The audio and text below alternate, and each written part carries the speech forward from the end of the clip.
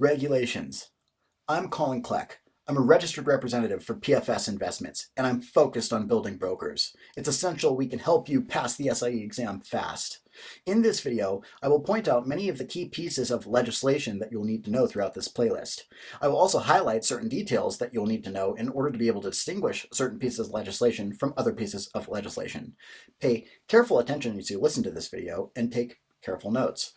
Also, go through our simulated exams on millionairesintraining.com to reinforce this information. It's one of the key pieces to reinforce this information, so this information sticks and you'll never forget it. Let's start with the Securities Act of 1933. Let's start with the act that helped create the modern securities industry. It is the Securities Act of 1933, and this act covers specifically new issues. Let's get started. The Securities Act of 1933. Let's start with one of the acts that helped create the modern securities industry. It is the Securities Act of 1933, and this act covers specifically new issues, the process of bringing an IPO to the market. Some of the key points of this legislation are that all new issues must file a registration statement with the SEC. Once this registration is filed, it's followed by a mandatory 20-day cooling off period. During this period, there can be no sales, no solicitation, no advertising or recommendation of any type of security that can be converted into the new issue. So convertible stock that can be converted into the new issue is prohibited from being offered. During the 20-day cooling off period, the issuer can distribute a preliminary prospectus, and this is known as a red herring. It is used to get an indication of interest about the new issue, as well as institutions' interest about the new issue.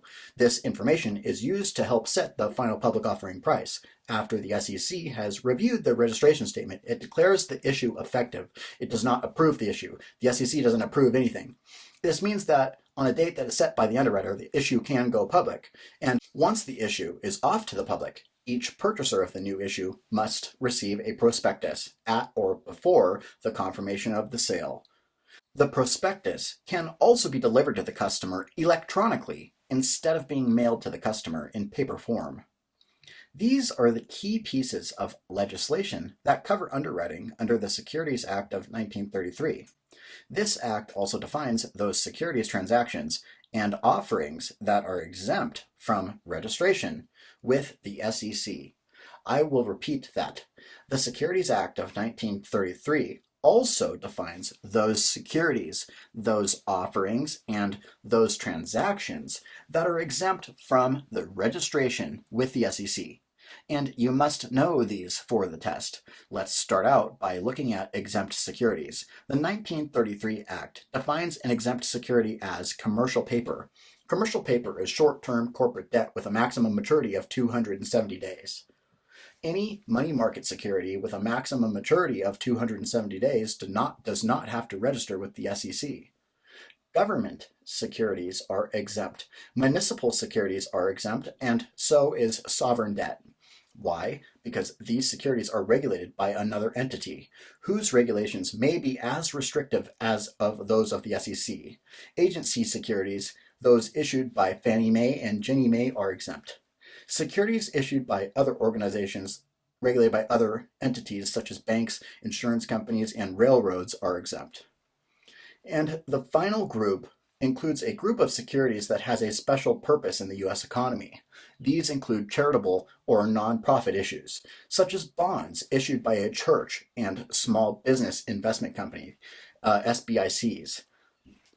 Any securities issued by this organization are exempt from the registration with the SEC.